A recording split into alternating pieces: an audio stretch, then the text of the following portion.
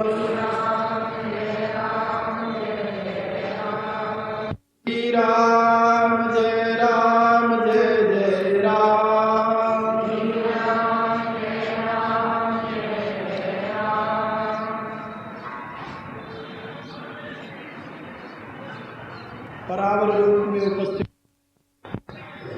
रूप में उपस्थित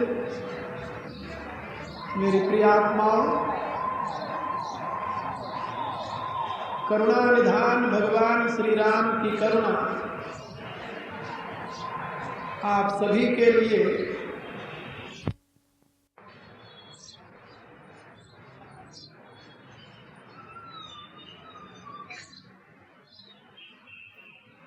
गोस्वामी जी ने लिखा है, दिवस जात नहीं लागहि बारा, दिन बीते देरी नहीं है। आज हमारे ज्ञान सत्र का 8वां दिन है और एक दिन और रह गया है कल का।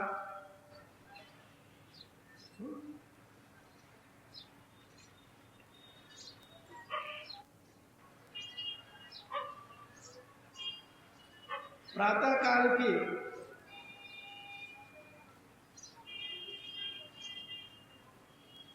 बैठक में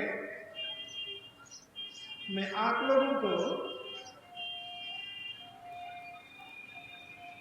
गीता के 17वें अध्याय की व्याख्या सुना रहा था।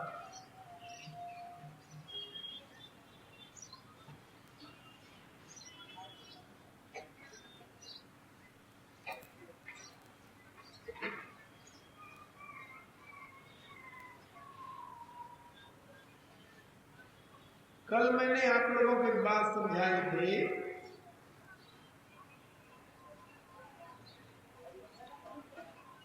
कि जीवन में तीनों गुणों में से किसी एक गुण की प्रधानता होती है और वह उन गुणों के अनुसार ही। क्या बात है, तुम्हारा सिस्टम कैसा है? कोई एक गुण उसमें प्रधान होता है और 2 गुण उसमें दबे रहते हैं।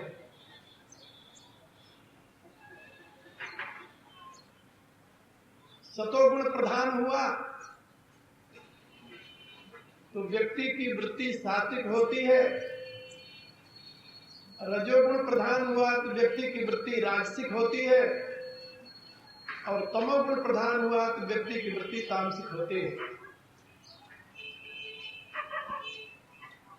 इन गुणों के अनुसार ही उसके अंदर से मांग होती है। जैसे सतोगुणी व्यक्ति के अंदर से हमेशा अच्छे पदार्थ ग्रहण करने की मांग होगी।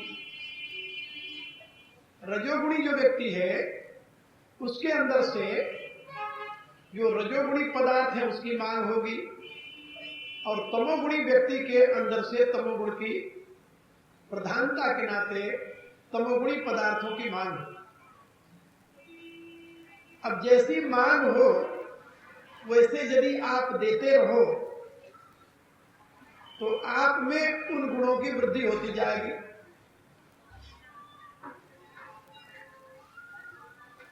तमोगुणी वृत्ति है आपकी, आपके अंदर से मांस खाने की वृत्ति जागृत हो गई, शराब पीने की वृत्ति जागृत हो गई और मांस शराब अंडे यदि देते रहोगे अपने शरीर को तो तमोगुण और बढ़ जाएगा और वो बढ़ जाएगा जब तो आपको कितने गर्त में ढकेलेगा कि आप कल्पना नहीं कर सकते। फिर क्या करें? कहा मनुष्य होने के नाते परमात्मा की तरफ से आपको बुद्धि मिली है। बुद्धि, ये बुद्धि मन से प्रबल है मनसस्तु परा बुद्धि। आप अपने बुद्धि के द्वारा मन को कंट्रोल में कर सकते हैं, और बुद्धि से परे आपकी आत्मा है। यदि बुद्धि में आत्मबल की प्रतिष्ठा कर दें आप निश्चय के साथ कि आज से इसका सेवन मैं नहीं करूंगा, परिणाम में मृत्यु भले हो जाए तो मृत्यु होने वाली नहीं है उसके बिना, लेकिन ये आत्मनिश्चय, आत्मनिश्चय जिसे कहते हैं, आत्मबल के द्वारा दृढ़ निश्चय जो है वो आपको उस गलत रास्ते से सही रास्ते पर चलने में सहायक हो जाएगा। जैसे एक दिन मैंने सूरदास की कथा सुनाई थी आपको, ऐसे बहुत से हुए हैं जिनका जीवन बहुत ही तामसिक था, लेकिन दृढ़ निश्चय ने उनके जीवन को बदल दिया।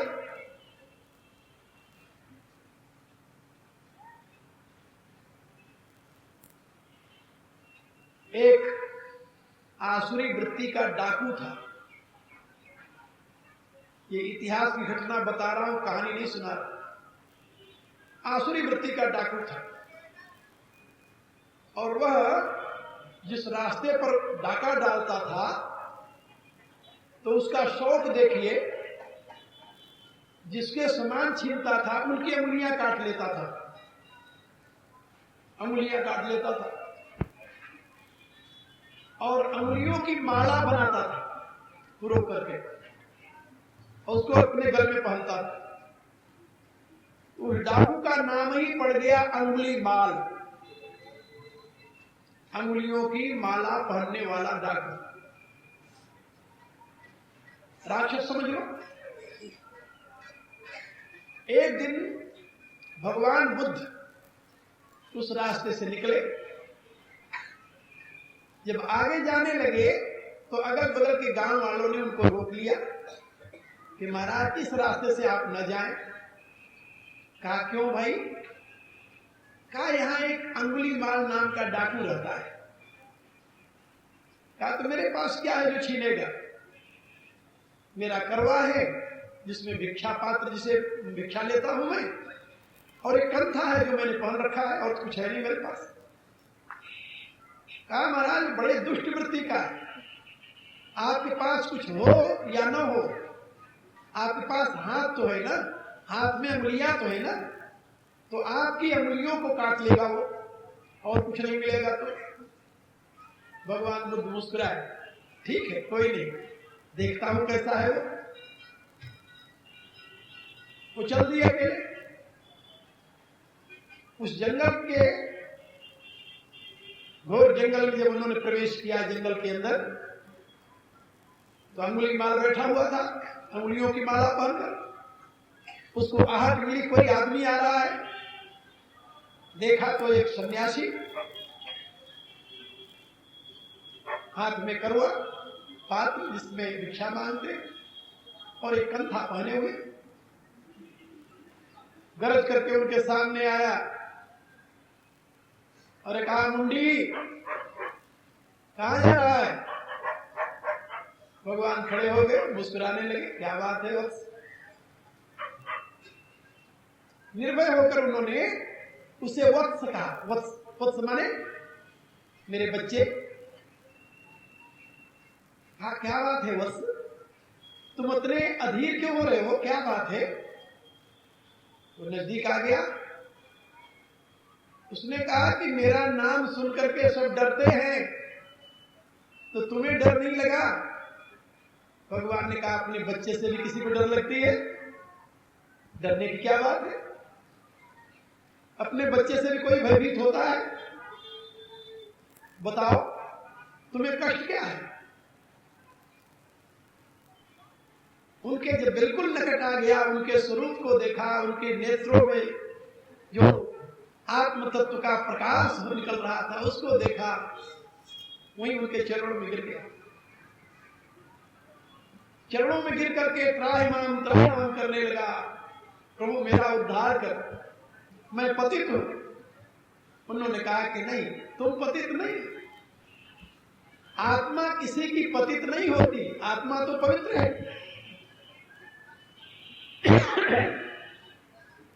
पतित होता है मन, मन की वृत्तियां, और ये मनुष्य के अधिकार पे इसको बदल सकता है।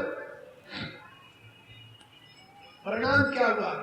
वो अंगुलीमाल भगवान बुद्ध का अनन्य शिष्य बना, अनन्य शिष्य, और तुरंत भगवान के साथ भिक्षु बन करके अपना जीवन बिताने लगे। तो जो मन तमोगुण से अभिभूत है, कुत्सित है, अपवित्र है, संग के प्रभाव से, महापुरुषों की संगति में जाने से, सदग्रंथों को पढ़ने से, सत्शास्त्रों को सुनने से वो बदल जाता है। और यदि तुम सत्संगति में जाओगे ही नहीं, कुसंगति में रहोगे, फिर क्या होगा? फिर तो कुछ नहीं होने का। तो तमोगुणी को रजोगुणी और रजोगुणी को सतोगुणी बनाया जा सकता है, क्योंकि सृष्टि के क्रम में विकास इसी रूप से होता है। पहले जब सृष्टि प्रारंभ होती है तो यहां पर वेजिटेशन लाइफ प्रारंभ होती है, ये पौधे, वनस्पतियां, औषधियां ये उत्पन्न होती है। इसके बाद में फिर कीड़े मकोड़े उत्पन्न होते हैं। इसके बाद में फिर वो जो घूमते हुए चलते हैं सांप, ऐसे रेप्टाइल जिसे कहते हैं, उत्पन्न होते हैं।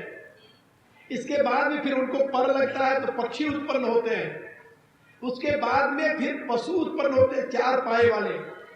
उसके बाद में बंदर उत्पन्न होते हैं, और बंदर के बाद फिर मनुष्य का जन्म होता है।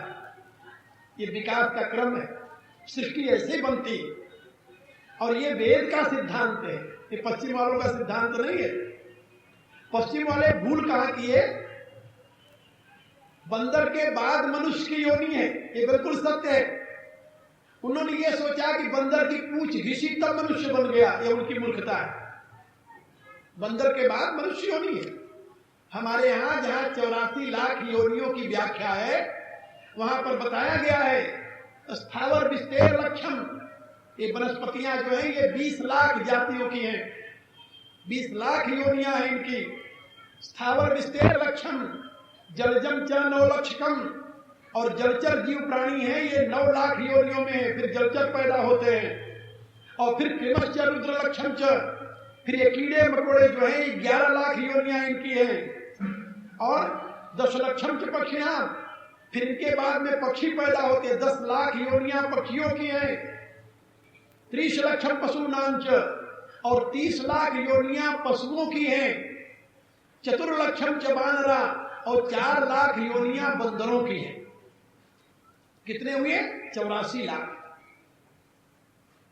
स्थावर विस्तेर लक्षण 20 लाख स्थावर, जलजम च 9 लक्षकम, 9 लाख जलचर, 20 और 9 गिनते जाओ तुम लोग। और कृमश्च रुद्र लक्षण च 11 लाख कृमियां, 10 लक्षण च पक्षियां, 10 लाख पक्षी, और 30 लाख पशु, और 4 लाख बानर। ये 84 लाख योनियां हैं। इनके बाद में फिर मनुष्य बनता है। आप लोग पढ़ते हो 184 भरमिया पौ पर अटका आए।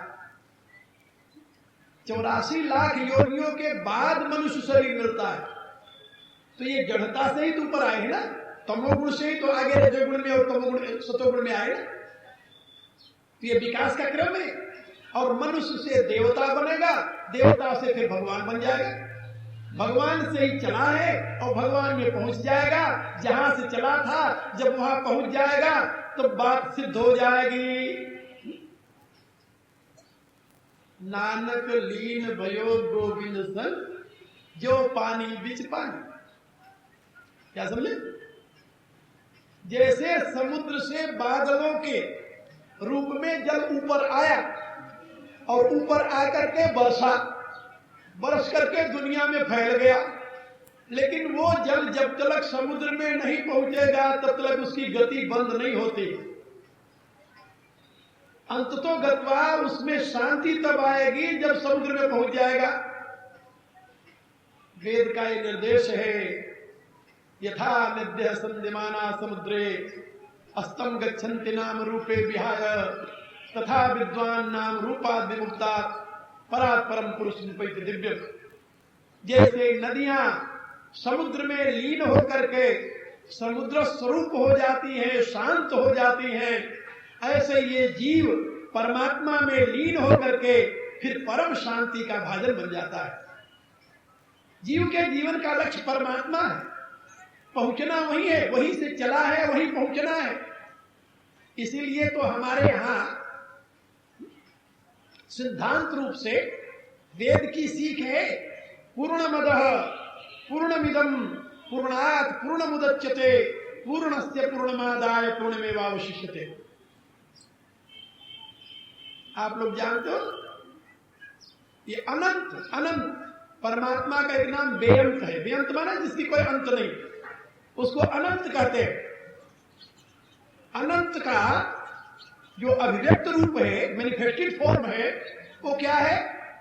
बिंदु। ये बिंदु जो है, जीरो जिसे कहते हैं अंग्रेजी में, ये अनंत का अभिव्यक्त रूप है, इंडिकेशन है। जैसे अनंत की व्याख्या नहीं, ऐसे जीरो की भी व्याख्या नहीं दुनिया में। Nobody can describe what point is। Point की कोई व्याख्या नहीं दुनिया में।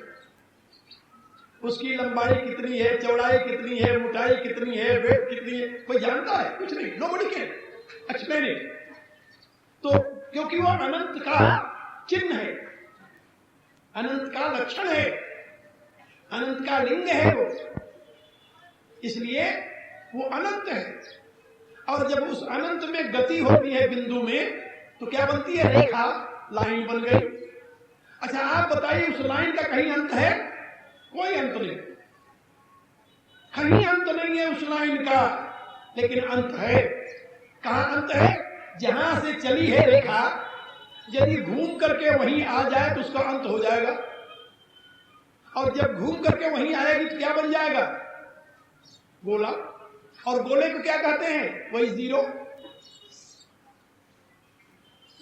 चाहे आप डॉट लगाकर जीरो लिख दो, चाहे आप गोला लगाकर जीरो लिख दो, वो गोला जब बनाओगे तो उसको जीरो ही कहेंगे। बस अमेरिका में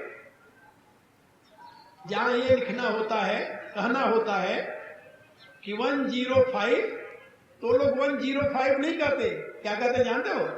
105, उसको ओ कहते हैं। ओ माने जो ओ की निशान है गोला, ऐसे जीरो का निशान है गोला, इसलिए ओ कहते हैं उसे 105।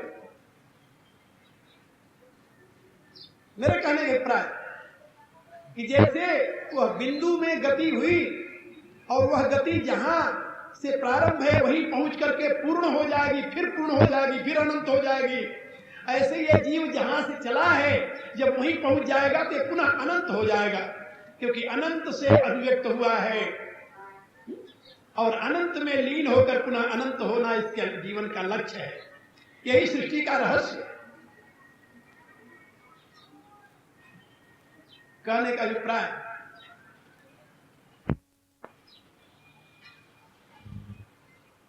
इस सृष्टि का प्रारंभ परमात्मा से है, जीवन का प्रारंभ वेरिएशन लाइफ से है, लेकिन इसको पहुंचना वही परमात्मा तक है। इसलिए तमोगुण से रजोगुण, रजोगुण से सतोगुण, सतोगुण से गुणातीत और गुणातीत होकर के ईश्वर में लीन होना इसके जीवन का परम लक्ष्य है। यही इसकी आंतरिक मंजिल है, वहीं इसे जाना है। और जब तक वहां नहीं पहुंच जाता तब तक ये चक्र इसका चलता रहेगा। और एक दिन आएगा जो आज कीड़ी रूप में है ना, वो भी एक दिन ब्रह्म रूप में अवस्थित होगा, इसमें जरा भी संदेह नहीं है। वह जीव जो कीड़ी रूप में है, चींटी रूप में है, वह भी एक दिन ब्रह्म रूप में अवस्थित होगा, क्योंकि उसका लक्ष्य ही वही है। इसलिए घबराना नहीं चाहिए कि मेरा तामसिक आहार है, मैं भगवान तक कैसे पहुंचूंगा। छोड़िए, आत्मा के प्रकाश में दृढ़ निश्चय कीजिए कि आज से मांस, शराब, अंडे, गंदी चीजें नहीं खाएंगे। जो वस्तु हम यज्ञ में आहुति नहीं दे सकते उसको नहीं खाएंगे। जो यज्ञ में आहुति दी जाती उसको कहते हैं मेद्य, और जिसकी आहुति नहीं दी जाती उसको कहते हैं अमेद्य। और जो अमेद्य है वो तमोगुणी पदार्थ है। सुंदर सा लक्षण भगवान ने बता दिया।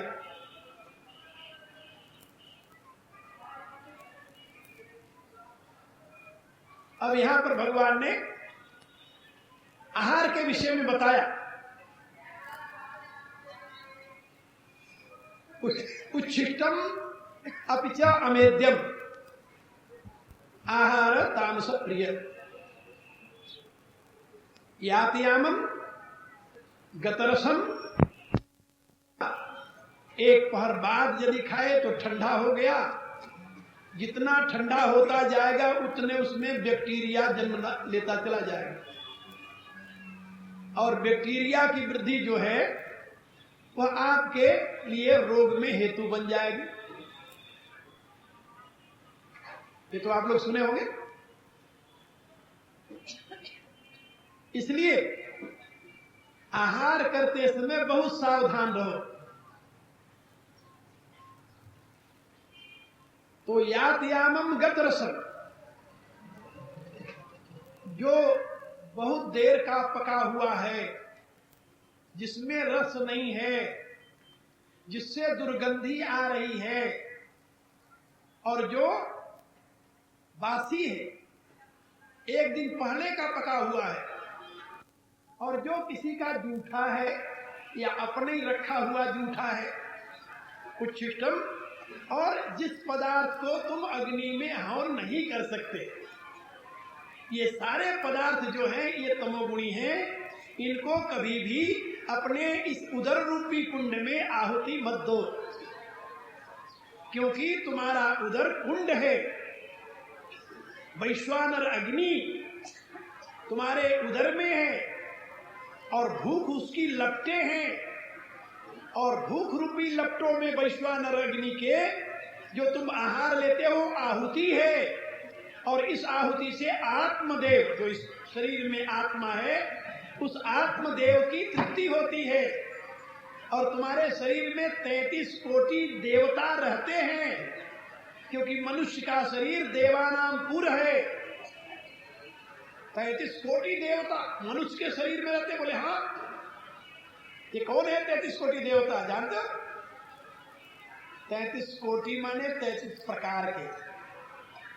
हमारे यहाँ कोटि माने प्रकार कहते हैं। लोग नहीं जाने तो कहा 33 कोटि देवता, कोटि का करोड़ कर दिया, 33 करोड़ देवता है। यानी अज्ञानता कहीं सीमा है। शास्त्रों में बताया 33 कोटि देवता। कोटि माने प्रकार, कोटि माने करोड़ भी होता है, लेकिन उन्होंने यहां पर कोटि प्रकार के अर्थ में कहा है, करोड़ के अर्थ में नहीं कहा। और 33 प्रकार के देवता कौन है, ये वेद में इसकी व्याख्या है पूरी बृहदारण्यकोपनिषद में, जिसमें बताया गया 12 आदित्य, 11 रुद्र, 8 वसु, इंद्र और प्रजापति। 12 आदित्य, 11 रुद्र, 8 वसु, कितने हो गए? हमें गिनती नहीं आती। और उसमें इंद्र और प्रजापति 33 हो गए। ये 33 प्रकार के देवता आपके शरीर में निवास करते हैं। इसलिए वेद में इस शरीर को देवानाम पुर कहा गया है। जो तुम आहुति डालते हो, इन सारे देवताओं की उससे तृप्ति होती है। बात समझे? और देवताओं की पूजा होती है। तो जब तुम भोजन करने बैठो तो ये मत सोचो कि केवल भूख मिटाने के लिए तुम अभक्ष भक्षण कर रहे हो, या उठा कर ये टोकरा नहीं है जिसमें गंदी चीजें डाले जाए। समझे? इंग्लैंड में एक दार्शनिक हुआ है, दार्शनिक, उसका नाम था बर्नार्ड शॉ। नाम सुना होगा? जिन लोगों ने अंग्रेजी पढ़ी है। बर्नार्ड शॉ शुद्ध शाकाहारी थे। विदेशों में भी जो बड़े बड़े वैज्ञानिक थे, अल्बर्ट आइंस्टाइन आदि, ओपनहाइमर आदि, ये विशुद्ध शाकाहारी लोग थे। कांट था विशुद्ध शाकाहारी, इमर्सन था विशुद्ध शाकाहारी, थोरियो था अमेरिका का, वो तो अपने हाथ से उगा करके ही कोई चीज नहीं खाता था। ये फिलोसफर हुए हैं अमेरिका में और यूरोप में, ये विशुद्ध शाकाहारी थे। तो जब बर्नार्ड शॉ से लोगों ने पूछा कि आप मांस क्यों नहीं खाते, तो उसने कहा कि मेरा पेट पेट है, कब्रिस्तान नहीं है जहां मुर्दे गाड़े जाए। मरे हुए जानवर का मांस जिसमें दफनाया जाए वो कब्रिस्तान नहीं है, पेट है मेरा, पेट आदमी का। वहां के लोगों को समझाने के लिए यही भाषा उचित थी जो उसने प्रयोग किया। तो मैं आप लोगों को क्या बता रहा था कि आपका उधर एक यज्ञ कुंड है, जो पदार्थ उसमें डालते हो पवित्र होना चाहिए, जूठा उसमें नहीं डाला जाता और न उसमें गंदी चीजें डाली जाती है। इसलिए तमोगुणी आहार से मुक्त होकर आखिर में भगवान ने कहा कि जो यज्ञ कुंड में तुम नहीं डाल सकते उसको अपने उदर में मत डालो। अब आगे तुरंत प्रश्न आया कि अन्न ग्रहण करने के पश्चात जब मनुष्य में शक्ति होती है तो शक्ति युक्त व्यक्ति खाली नहीं बैठ सकता, वो कुछ न कुछ करेगा। यदि खाली बैठेगा तो उसका मन शैतान का घर बन जाएगा, खुराफात करना शुरू कर देगा। ये तो आप लोग जानते हो। जिसके पास कोई काम नहीं होता, कोई विधिवत काम करने की व्यवस्था नहीं होती, तो अविधि पूर्वक काम में वो लग जाता है, तो खाली तो बैठ नहीं सकता। तो हमारे यहां कहावत है कि खाली मन शैतान का घर होता है, उसमें शैतान आकर निवास कर जाते हैं। जैसे किसी का मकान खाली पड़ा रहे यदि साल 2 साल, तो उसमें भूत आकर निवास कर लेते हैं। हाँ? और भूत जब निवास कर लेते हैं तो उस मकान में मनुष्य का रहना मुश्किल होता है, बहुत मुश्किल हो जाता है। चंडीगढ़ में हमारे जहां हमारा आश्रम है उसके बगल में ही पीछे की तरफ जो 20 और 18 को बांटती हुई सड़क जाती है, 19 और 18 को बांटती हुई जो सड़क जाती है, तो 19 की तरफ उसमें एक मकान बन रहा था। मकान बन रहा था, थोड़ा छत डालकर थोड़े दिन खाली रखा, उसके बाद में उसमें प्रेत आकर बैठ गया।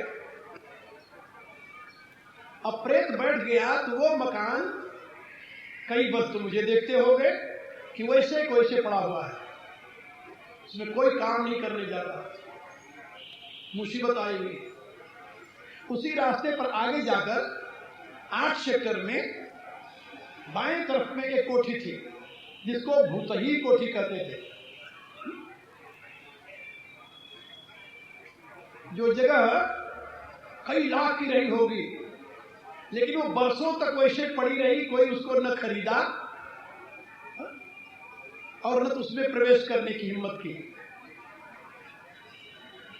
ये तो आपको अभी की बात बता रहा हूं, चंडीगढ़ की। किसी को विश्वास न हो तो जाकर भूतहा घर देख लेना, 19 सेक्टर के अंत में है, और कई लाख रुपया उस पर लग चुका है बनाने में, बाकी वैसे पड़ा हुआ है। मेरे कहने का अभिप्राय कि जैसे खाली मकान में भूत आकर बैठ जाता है और फिर मनुष्य के लिए मुश्किल हो जाता है, ऐसे खाली मन में शैतान आकर बैठता है। शैतान किसे कहते हैं जानते हो?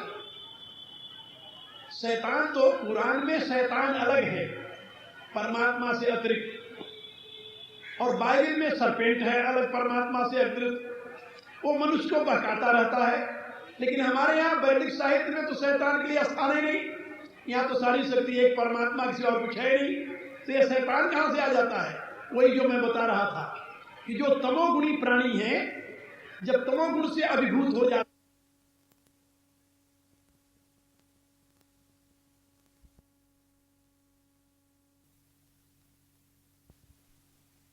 तो आत्महत्या कर ली, या किसी दुर्भाग्य से किसी ने मार दिया, या कैसे एक्सीडेंट में मारे गए, तो वो प्रेत बन जाते हैं, भूत बन जाते हैं। तो जीते जी लोगों को दुख देते हैं, मरने पर भी दुख के कारण बन जाते हैं कि उनके कुछ संस्कार ऐसे। इसलिए कहते हैं कि मन को खाली नहीं छोड़ना चाहिए और मन को कोई न कोई काम में लगाए रखना चाहिए।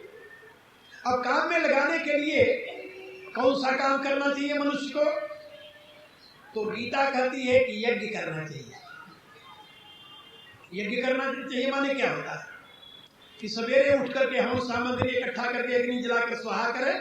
भगवान ने कहा कि नहीं, इसी का नाम यज्ञ नहीं है। मनुष्य के जीवन में दो प्रकार के कर्म होते हैं, एक यज्ञार्थ और दूसरा अयज्ञार्थ। एक कर्म का नाम है यज्ञमय कर्म और दूसरे का नाम है अयज्ञमय कर्म, यानी यज्ञ नहीं है जहां पर। यज्ञमय कर्म माने क्या होता है? गीता के शब्दों में सुनिए, यज्ञार्थात् कर्मणो नेत्र लोकोयम कर्म बंधनः। जो यज्ञ के लिए कर्म किया जाता है वो मनुष्य को मोक्ष देता है, और जो लोक दृष्टि से, शरीर की दृष्टि से कर्म किया जाता है वो मनुष्य को बंधन में बांधता है। कर्म के दो भेद हो गए, एक यज्ञार्थ कर्म और दूसरा शरीरार्थ कर्म। तो अब जब आप आहार लेकर के शरीर में शक्ति प्राप्त किए तो आपको कर्म करना है, लेकिन किस प्रकार का कर्म करना है? इसके लिए भगवान का निर्देश है कि अब तुम यज्ञार्थ कर्म करो। यज्ञार्थ माने यज्ञो वै विष्णु, यज्ञो विष्णु प्रजापति, वेद का निर्देश है। यज्ञ किसे कहते हैं? कहा परमात्मा का नाम यज्ञ है। परमात्मा का एक नाम यज्ञ है, क्योंकि ये सृष्टि यज्ञमय है और परमात्मा मय है। इस सृष्टि में दो प्रकार की क्रियाएं चल रही है, आदान और प्रदान। आदान माने हम बाहर से कुछ रिसीव कर रहे हैं और प्रदान माने हम अंदर से कुछ दे रहे हैं। तो आदान और प्रदान का नाम है यज्ञ। बाहर से हम क्या ले रहे हैं और अंदर से हम क्या दे रहे हैं? बाहर से हम ले रहे हैं ऑक्सीजन, यानी विदाउट एनी,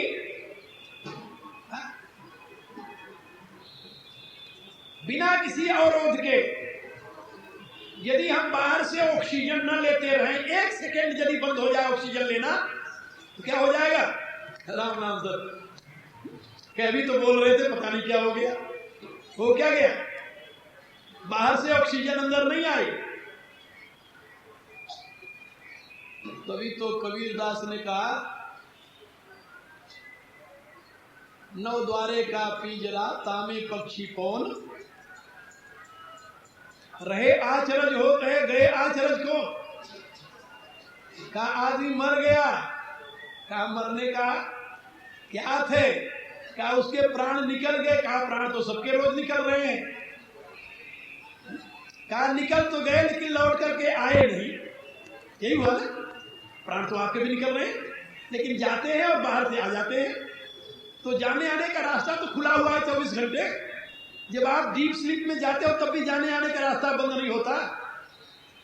तो प्राण तो जा रहा है, आ रहा, प्रतिपल जा आ रहा है, लेकिन क्या पता कि गया और फिर दोबारा न आवे तो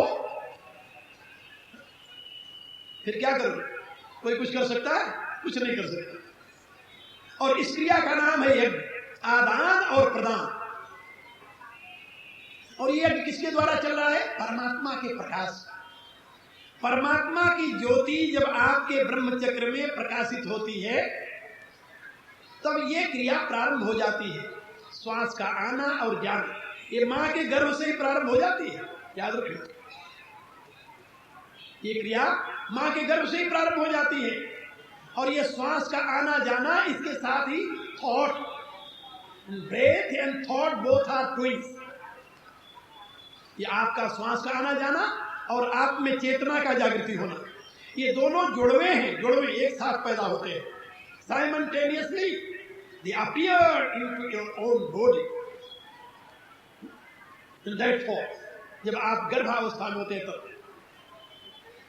और इसी की प्रक्रिया का नाम हो गया यज्ञ। अब ये जो ऑक्सीजन आप ले रहे हैं, श्वास आप ले रहे हैं, इसको कैसे दे रहे हैं? लेने की प्रक्रिया तो ऑटोमेटिक चल रही है, लेकिन देने की प्रक्रिया में आप स्वतंत्र हैं। आप जानते हैं ना, मैं बोल रहा हूं तो जब बोलता हूं तो श्वास नहीं ले सकता, और यदि श्वास लेने लगूं तो बोल नहीं सकता। ये तो आपको मालूम है। जो व्यक्ति बोलता है वो श्वास नहीं लेता, और जो श्वास लेगा तो बोलेगा नहीं। तो बोलना माने श्वास को समर्पित करना, किस रूप में? वाक के रूप में, वाणी के रूप में। तो जब आप श्वास को वाणी के रूप में समर्पित करते हैं तो क्या देते हैं समाज को? आशीर्वाद देते हैं, श्राप देते हैं, गाली देते हैं या स्तुति करते हैं? क्या कहते हैं? देते क्या है श्राप समाज को? और किसके नाते देते हैं? जो बोलते हैं वो किसके आधार पर बोलते हैं? परमात्मा के नाते बोलते हैं या शरीर के नाते बोलते हैं, परिवार के नाते बोलते हैं? बोलने के साथ आप करते क्या है? ये वाणी का प्रयोग है ना, ये देना है। किसको देते हैं? श्वास को देते हैं। लेते तो परमात्मा से हैं, और देते यदि परमात्मा को हैं, फिर तो यज्ञ हो गया। तो जिससे लिए था उसी को दे दिया। तो यज्ञेन यज्ञम अयजंत देवा तानि धर्माणि प्रथमानि आसन्, ये ऋग्वेद का मंत्र है, उसमें इसी विद्या को समझाया गया है। यज्ञेन यज्ञम अयजंत देवा, जो देवता लोग हैं, दिव्य विचार वाले लोग हैं, ज्ञान के प्रकाश जिसके हृदय में, ज्ञान का प्रकाश जिसके हृदय में प्रकाशित हो गया है, ऐसे देवता लोग जो हैं यज्ञ का यज्ञ कर देते हैं। यानी जो यज्ञ दैवी विधान से हो रहा है उसको यज्ञ रूप में ही परिणत कर देते हैं। जिस यज्ञ देव से जीवन मिला है, ये जीवन की शक्ति उसी यज्ञ देव को समर्पित करते रहते हैं। तो यज्ञेन यज्ञम अयजंत देवा, और तानि धर्माणि प्रथमानि आसन्, और उनका जीवन धर्म के प्रथम स्वरूप में, श्रेष्ठतम स्वरूप में, आदर्श रूप में प्रतिष्ठित हो जाता है। लेकिन परमात्मा से शक्ति ले रहे हो और वाणी के रूप में दुरुपयोग कर रहे हो, क्रिया के रूप में दुरुपयोग कर रहे हो, संकल्प के रूप में दुरुपयोग कर रहे हो। तीन ही तो आधार हैं आपके, मन, वचन और कर्म। अपने श्वास को या तो वाणी के रूप में व्यक्त करते हो आप, या कर्म के रूप में व्यक्त करते हो। जब आप कर्म करते हो तो किससे करते हो? इसी श्वास से।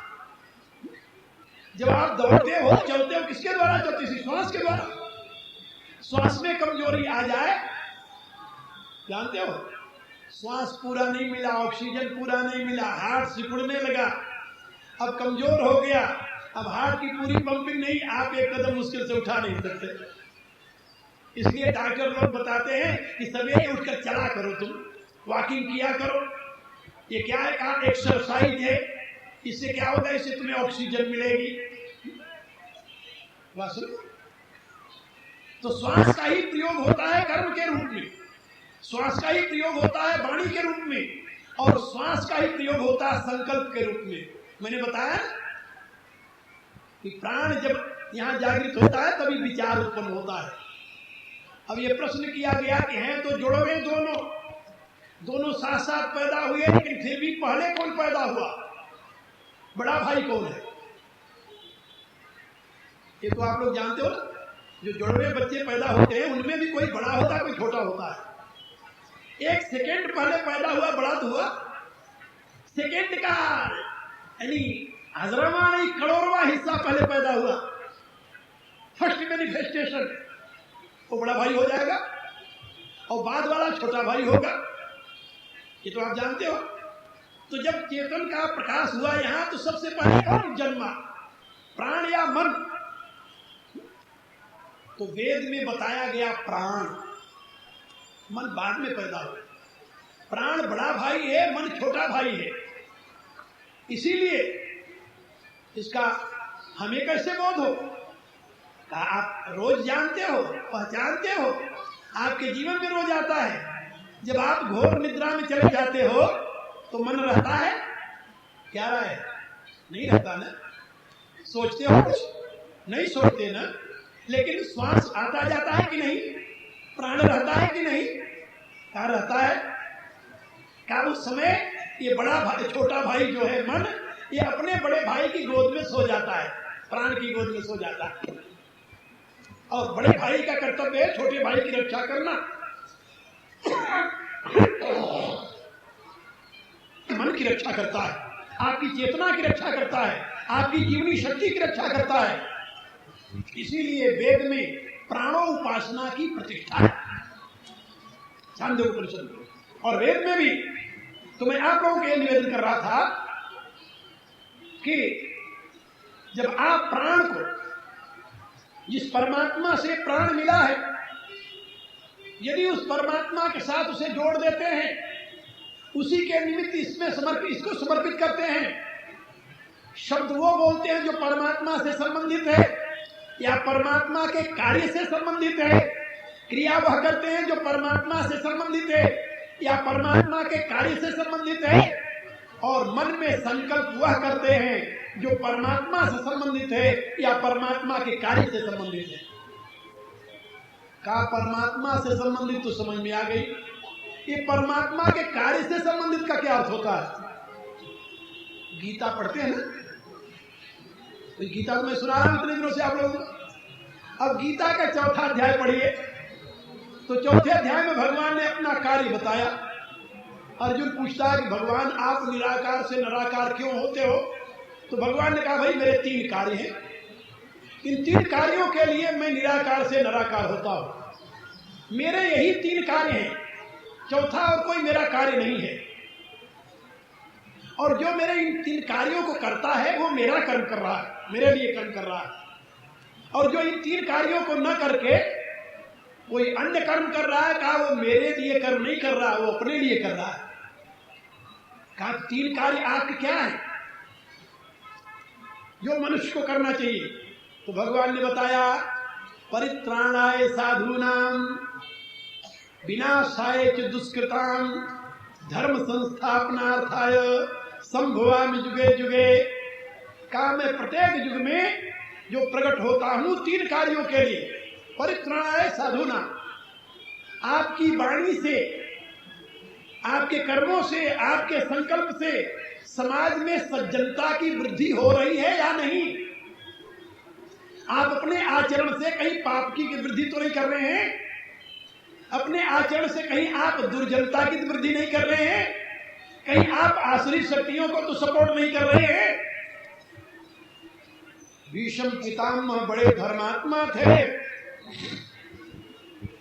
बड़े धर्मात्मा थे, बड़े ज्ञानी थे, लेकिन उन्होंने अपने वाणी के द्वारा, अपने कर्म के द्वारा, अपने संकल्प के द्वारा दुर्योधन की रक्षा की, आसुरी शक्तियों की मदद की, सपोर्ट किया। इसलिए भगवान ने कहा कि जब तक पहले इसका वध नहीं करोगे तब तक तुम दैनिक संपत्ति की प्रतिष्ठा नहीं कर सकते।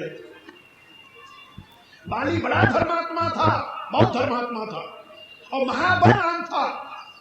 इतना बलवान था कि रावण को भी पकड़ करके कान में दबाने की क्षमता रखता था। लेकिन इतनी शक्ति होते हुए उसने घोर अत्याचारी रावण का समर्थन किया, विरोध नहीं किया। इसलिए भगवान राम ने निश्चय किया कि जब तक पहले बाली का वध नहीं होगा तब तक रावण का वध नहीं हो सकता। क्योंकि जो आसुरी शक्ति को मदद पहुंचाने वाले हैं, आसुरी शक्ति की रक्षा करने वाले हैं, आसुरी वृत्तियों वालों को सपोर्ट करने वाले हैं, मदद देने वाले हैं, वो चाहे सज्जन ही क्यों न हो, वो परमात्मा के विधान के विपरीत आचरण करने वाले हैं। ये बता रहा था कि ऐसे व्यक्तियों के जीवन को अयाज्ञिक जीवन कहते हैं। यज्ञमय जीवन नहीं है, यानी ईश्वर में जीवन नहीं है, परमात्मा में जीवन नहीं है। परमात्मा के कार्य भी वो सहयोगी नहीं हो रहे हैं, वो बल्कि परमात्मा के विपरीत आचरण कर रहे हैं। इसलिए वो अयाज्ञिक हैं, असुर हैं, चाहे परमात्मा की उपासना ही क्यों न करते हो। वर्तमान में जो आसुरी शक्तियां प्रबल हो रही हैं, जिनकी घोषणा है कि हमें धर्म नहीं चाहिए, हम भारत को धर्मनिरपेक्ष बना करके ही रहेंगे, जो आह्वान करते हो धर्मनिरपेक्ष शक्तियां इकट्ठा हो जाओ, और हो जाती हैं। याद रखो, हम दैवासुर संग्राम को पढ़ते हैं तो वहां देखते हैं असुर बड़े जल्दी संगठित हो जाते हैं, लेकिन देवताओं में संगठन जल्दी नहीं होता। क्यों नहीं होता जानते हो? क्योंकि देवता अपने कर्तव्य का पालन करने में व्यस्त रहते हैं, वो अपनी मेहनत की कमाई खाने के लिए प्रयत्नशील रहते हैं। जो अपने कर्तव्य में व्यस्त रहेगा उसमें संगठन कहां से होगा? वो इकट्ठा होगा वो जो दूसरे को लूटना चाहेगा। तो ये आसुरी शक्तियां एकत्रित होकर के देश को लूटने में लगी हुई है, आप लोग अच्छी प्रकार से जान रहे हो, और आज से नहीं 50 वर्षों से लूटती चली आ रही है। पहले पर्दा नहीं उठा, अब पर्दा उठ रहा है तो हम कहते हैं हाँ ये भी बेईमान है, ये भी बेईमान है, लेकिन यही बेईमान नहीं है, बेईमानी का क्रम तो शुरू से चला रहा है। मैं क्या बताऊं आप लोगों को, मैं तो देश की दुर्गति स्वतंत्रता के साथ ही देख रहा, और स्वतंत्रता से पहले ही इसकी नींव पड़ गई थी। देश की दुर्गति की राष्ट्र विरोधी शक्तियों का प्राबल्य स्वतंत्रता से पहले हो गया था। इसलिए जो राष्ट्रभक्त थे वो धीरे धीरे अलग होते गए, चाहे वो बाल गंगाधर तिलक हो, चाहे वो मदन मोहन मालवीय हो, चाहे वो लाला लाजपत राय हो, चाहे बिपिन पाल चंद्र बोस हो, चाहे सुभाष चंद्र बोस हो, ये सब जो राष्ट्रवादी शक्तियां थी ये धीरे धीरे अलग होती चली गई। और बच्चों किसका हुआ आप लोग जानते हो, नाम लेने से कोई फायदा नहीं है। और आखिर में भी आपको शायद स्मरण होगा कि जब सिंडिकेट की मीटिंग हुई और ये हुआ कि भाई हमारे देश का प्राइम मिनिस्टर कौन चुना जाएगा, तो 13 वोट मिले वल्लभ भाई पटेल को, 13, और 3 वोट मिले थे पंडित जवाहरलाल नेहरू। क्या समझे? 3 वोट मिले थे पंडित जवाहरलाल नेहरू को, 13 वोट मिले थे वल्लभ भाई पटेल को। लेकिन परिणाम क्या हुआ? महात्मा गांधी ने कहा कि यदि वल्लभ भाई पटेल प्राइम मिनिस्टर बनेगा तो मैं आमरण अनशन कर रहा हूं, क्योंकि मैंने वचन दिया है नेहरू को प्राइम मिनिस्टर बनाने का। किसको वचन दिया है? अंग्रेजों को। परिणाम क्या हुआ? वल्लभ भाई पटेल ने कहा बापू आप मरो नहीं, हमें आपकी जरूरत है, हम अपना नाम विड्रॉ कर रहे हैं। तो वल्लभ भाई पटेल नहीं, जवाहरलाल नेहरू बनाए गए भारत के प्राइम मिनिस्टर, 3 वोट के ऊपर, और 13 वोट वाला गायब हो गया वहां से। जानते हो भारतीय कांग्रेस में भी कभी भी जवाहरलाल नेहरू को वो सम्मान नहीं मिला था। पुरुषोत्तम दास टंडन और जवाहरलाल नेहरू दोनों खड़े हुए थे कांग्रेस का प्रेसिडेंट होने के लिए। बहुमत टंडन के साथ था क्योंकि टंडन राष्ट्रवादी थे। इसी प्रकार से सीतारमैया और सुभाष चंद्र बोस ये दोनों खड़े हुए थे कांग्रेस के प्रेसिडेंट के लिए, और गांधी जी ने कहा था कि यदि सीतारमैया हार गया तो ये मेरी हार होगी, और मेरी हार होगी तो मैं राजनीति से दूर हो जाऊंगा। और सीतारमैया बुरी तरह से हारा। सुभाष चंद्र बाबू विजयी हुए, कांग्रेस के प्रेसिडेंट चुने गए, लेकिन बाद में उनके नाक में जब नकेल डाली जाने लगी लोगों ने कहा कि यदि तुम प्रेसिडेंट बने रहोगे तो महात्मा गांधी आमरण अनशन कर लेंगे। तो उस देशभक्त ने इस्तीफा दे दिया। क्या बताऊं आप लोगों को, आसुरी शक्तियों का प्रारंभ बीज रूप से तो उन्हीं दिनों हो गया था। भारत के लोगों ने अनेकों प्रकार की कोशिश की। जब भगत सिंह और उनके साथियों को फांसी देने की बात आई तो अंग्रेजों ने कहा यदि महात्मा गांधी ये कह दे कि इनको छोड़ दो, गारंटी हम लेते हैं, तो इनको छोड़ दिया जा सकता है। लेकिन महात्मा गांधी ने क्या उत्तर दिया जानते हो? कि जैसा किया है वैसे भोगे, हम क्या कर सकते हैं। नोआखाली में जब वहां हिंदुओं का कत्ल हो रहा था तो वहां जाने के लिए किसी के पास फुर्सत नहीं थी। और जब चंपारण में, बिहार में इसका उल्टा हुआ तो वहां आमरण अनशन करने के लिए बापूजी विराजमान। क्या कहा जाए। लेकिन भारत की जनता 50 वर्षों से आसुरी शक्तियों को ही पालती आ रही है। और उसका परिणाम अब यही देश जो धर्म का जन्मदाता है, हमारा किसी से कोई विरोध नहीं है। हमारा एक बहुत विशाल संगठन है संत समिति के नाम से, अखिल भारतीय संत समिति के नाम से। पूरे भारत के सभी प्रांतों के 10,000 विद्वान महात्मा उसके सदस्य हैं। हम लोग इकट्ठा होते हैं तो इस भारत की दुर्दशा पर विचार करते हैं और हम देखते हैं कि इस भारत की दुर्गति तक पहुंचाने के लिए जिम्मेदार कौन है। तो जब भी ये चर्चा होती है मैं कहता हूं जनता, नेता नहीं।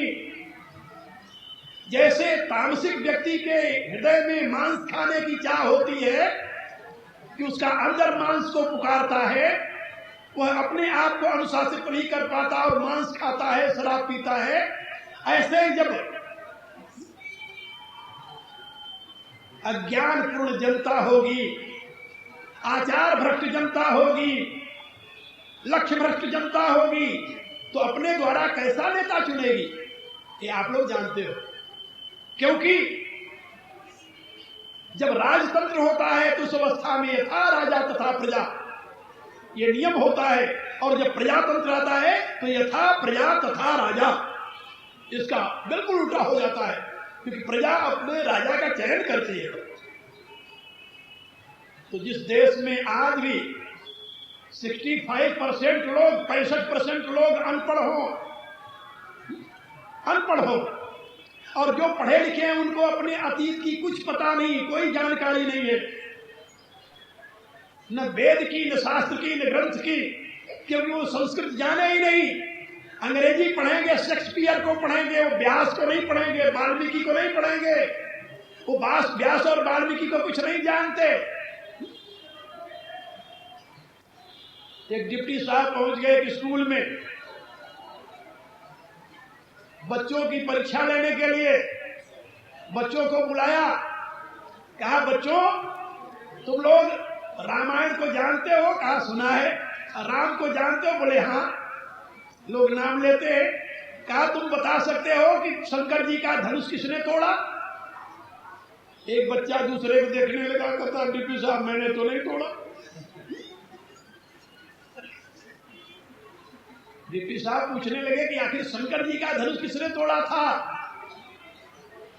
बच्चों ने कहा हमने नहीं तोड़ा, हमने से किसी ने नहीं तोड़ा। इतने में हेडमास्टर साहब बुलाए गए। डिप्टी साहब ने पूछा कि क्यों हेडमास्टर साहब, आपके बच्चों को इतना पता नहीं है कि शंकर जी का धनुष किसने तोड़ा? हेडमास्टर साहब कहते हैं कि हुजूर मेरे बच्चे इतने नालायक नहीं है कितना अन्याय करें। अब बताइए आप, हेडमास्टर साहब को भी पता नहीं है कि शंकर जी का धनुष किसने तोड़ा था।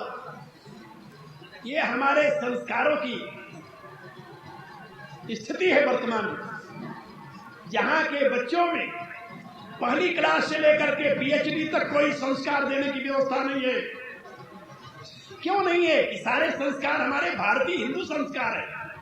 और यदि हिंदू संस्कार बच्चों में दिए जाएंगे तो धर्मनिरपेक्ष कहां जाएगा? फिर तो सांप्रदायिक हो जाएंगे हम। और सांप्रदायिक हो जाएंगे तो मर करके घोर नरक में जाएंगे, हमारा पतन हो जाएगा। कितनी भ्रष्ट बुद्धि है वर्तमान के नेताओं की, जरा कल्पना कीजिए आप। जो देश के निर्माता,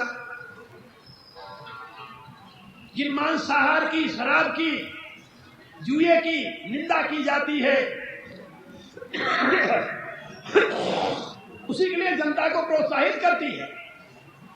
मच्छी पालो, सुअर पालो, मुर्गी पालो, इससे अंडे खाओ, मांस खाओ, मच्छी खाओ, और गली गली में शराब की दुकान खोलो जिससे रेवेन्यू आवे, रेवेन्यू। भजन लाल जी जब चीफ मिनिस्टर थे तो उनके फाइनेंस मिनिस्टर मेरे पास आए, मैंने उनसे पूछा, हम कहा कि भाई तुम लोग इतना तो कर सकते हो कि अपने प्रांत से शराब और ये लॉटरी सिस्टम बंद कर दो। कहा कि गुरुजी रेवेन्यू कहां से आएगा? हम कहा रेवेन्यू को क्या करोगे तुम? कहा फिर हम जनता के कल्याण में कैसे काम करेंगे? हम कहा जनता को शराब पिला करके उसी की गाढ़ी कमाई का पैसा लेकर के उसका कौन सा भला तुम करोगे? जनता को जुआ खिला करके उसको मूर्ख बना करके उसका पैसा लेकर जनता का कौन सा भला करोगे तुम? क्या तुम समझते हो कि जुए के पैसे से और शराब के पैसे से जनता का कल्याण होगा तुम्हारे? चुप हो गए। उनका बताओ, मेरे को उत्तर दो। कहने लगे गुरुजी बात आप बिल्कुल ठीक कर रहे हो, लेकिन ये मेरे बस में नहीं है, आप भजन लाल से कहो। जब भजन लाल से मैंने कहा तो उन्होंने कहा गुरुजी लॉटरी बंद करना तो मुश्किल है, लेकिन शराब बंद कर दूंगा। तो शराबबंदी का उन्होंने कानून निकाला। कहा टोटल शराबबंदी तो हो नहीं सकती। कहा तो फिर? कहा हम आंशिक शराब बंद करेंगे। तो ऑफिसों में शराब नहीं पिया जाएगा, अमुक जगह नहीं पिया जाएगा, अमुक जगह। भजन लाल निकाला। और उसके बाद में मेरे से कहा मैं धीरे धीरे बंद कर दूंगा, लेकिन एकाएक मुश्किल है। अब बंसीलाल को देखा कि शराबबंदी से यहाँ की जनता खुश हो जाएगी, उसने घोषणा कर दी कि हमें यदि गद्दी पर बैठाओगे तो पहले हम शराब बंद करेंगे। सारी देवियां जो अपने पतियों से दुखी थी, कि बच्चे तो इनसे रोटी मांगते हैं, बाप से तो मांगने जाते नहीं, बाप तो बोतल चढ़ाकर गली में कहीं गिरा हुआ होता है, दुखी ये होती हैं। तो इन्होंने संगठित होकर के हरियाणा में बंसीलाल को वोट दे दिया। बंसीलाल आते शराबबंदी कर दी। अब वहां पर शराब जानते हो कहां मिलती है? थानों में। हाँ, अब एक मिनिस्टर मेरे पास आया था, मैंने उससे कहा, हम कहा कि भाई बाजार की शराब बंद हो गई, थाने में शराब बिकने लगी, दे रहे। वो कहता गुरुजी मैं पता लगाऊंगा। हम कहा लोग मेरे से आकर बताते हैं, पता तो क्या लगाएगा, मैं तो बता रहा हूं तुम। मेरे कहने का अभिप्राय